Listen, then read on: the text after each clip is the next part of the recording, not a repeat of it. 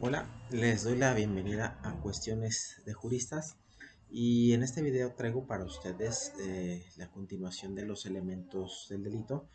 Ahora toca el turno de analizar la culpabilidad y su aspecto negativo. Este video lo circunscribiremos a analizar la culpabilidad, sus tipos y en otro video, para no hacerlo tan extenso, abordaremos el aspecto negativo de la culpabilidad. ¿De acuerdo? Bien, en cuanto a la noción, ¿qué se entiende por culpabilidad? La culpabilidad puede entenderse como esa relación jurídica que existe entre la voluntad y el conocimiento del hecho con la conducta realizada, lo cual provoca este juicio de reproche por parte del Estado a quien infringe la ley. Para Bela Treviño, la culpabilidad es el elemento de carácter subjetivo del delito y es ese eslabón que asocia lo material del acontecimiento típico y antijurídico con la subjetividad del autor de la conducta. En cuanto a la naturaleza, para estar en condiciones de precisar la naturaleza de la culpabilidad, se tienen dos teorías, la psicológica y la normativa. La teoría psicológica funda en la culpabilidad en el aspecto psicológico del sujeto activo, es decir, el adecuado análisis de la culpabilidad presupone el del sujeto por cuanto hace a ese elemento de carácter volitivo.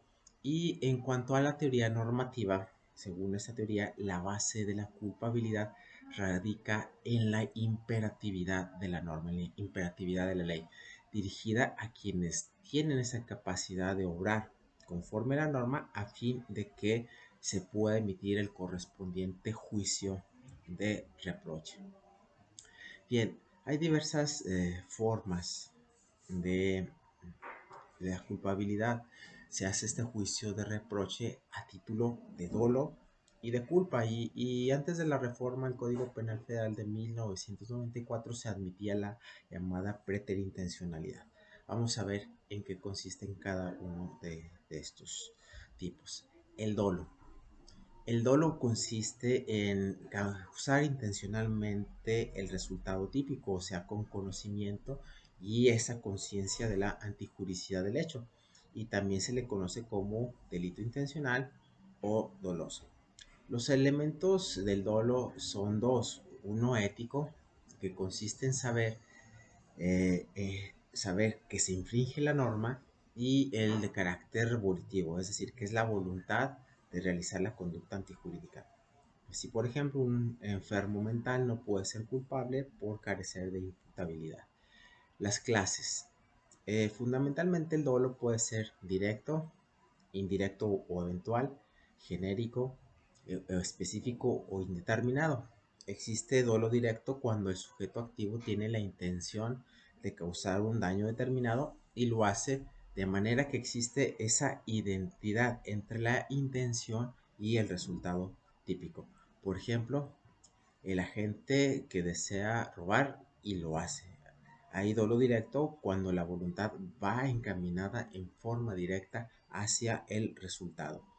Hay un dolo indirecto o eventual cuando el sujeto desea un resultado típico a sabiendas de que hay posibilidades de que surjan otros diferentes.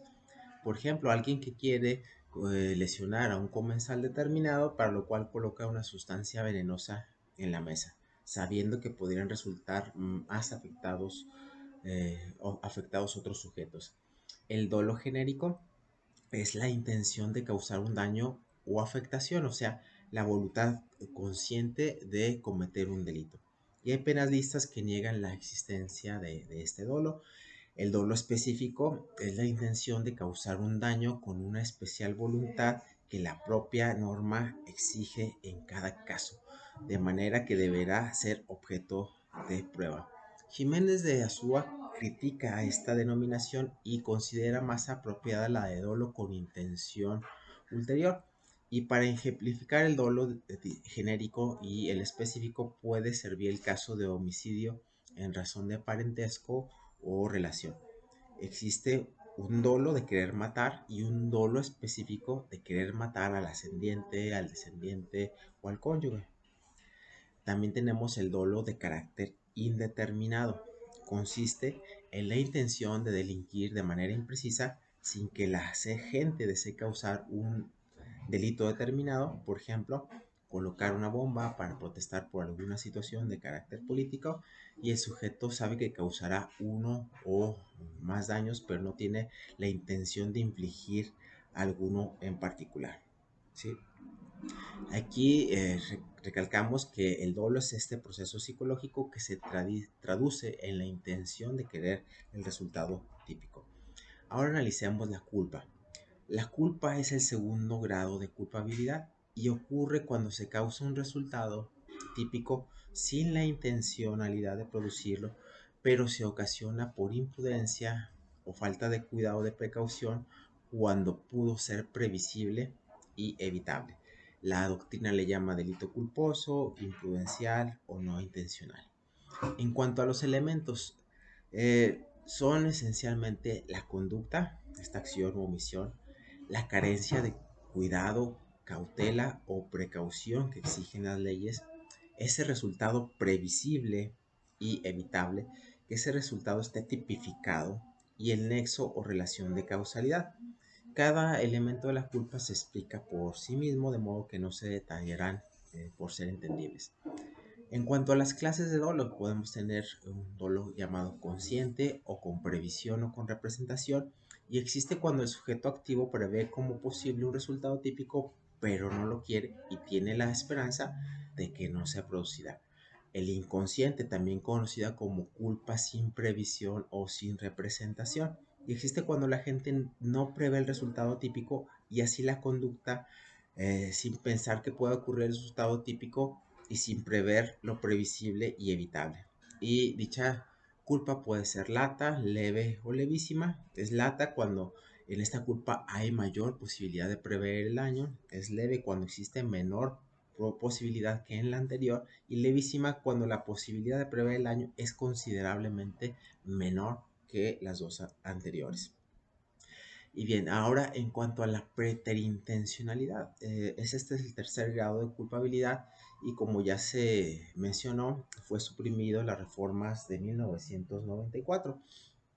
Algunos autores como Jiménez de Azúa y Jiménez Huerta llaman a esta preterintencionalidad como ultraintención, y la cual consiste en producir un resultado de mayor gravedad que el deseado. Es decir, existe intención de causar un daño menor, pero se produce otro de mayor entidad por actuar con imprudencia. Los elementos en este delito de preterintencional se encuentran estos elementos: la intencionalidad o el dolo de causar un resultado típico de manera que el sujeto solo desea lesionar, la imprudencia en la conducta por no prever ni tener cuidado, la acción para lesionar ocasiona un resultado distinto y el resultado mayor al querido, y la consecuencia de ese actuar imprudente ocasiona, por ejemplo, la muerte, de modo que se produce un homicidio preterintencionalidad. En cuanto a la justificación de la punibilidad, se cuestiona por qué si en los delitos dolosos o imprudenciales la gente no tiene esa intención de causar un daño o afectación a un bien jurídico, ¿por qué existe pena? La respuesta es que el sujeto deja de tener estas cautelas o precauciones exigidas en la ley para evitar una consecuencia dañosa a otros. Por ello se sanciona al responsable del delito aunque no exista esa intencionalidad delictuosa, pero es reprochable su falta de previsión y cuidado. Y por otra parte también se protege a la sociedad, quien quedaría en estado de abandono si no se castigaran los delitos de carácter culposo. Hay unos delitos que pueden revestir la manera culposa y hay delitos en los que de plano no cabe la culpa. Los delitos en los que se puede configurar la culpa tenemos entre otros el homicidio, las lesiones, los daños, el daño en propiedad ajena, y los delitos en que no es configurable la culpa es la violación, el estupro, por ejemplo, el robo. ¿Sí? Con esto terminamos esta parte del video referente a la culpabilidad y en otro video concluimos con el aspecto negativo de la culpabilidad, o sea, la inculpabilidad. Eh, Gracias por su atención y nos vemos en el próximo video.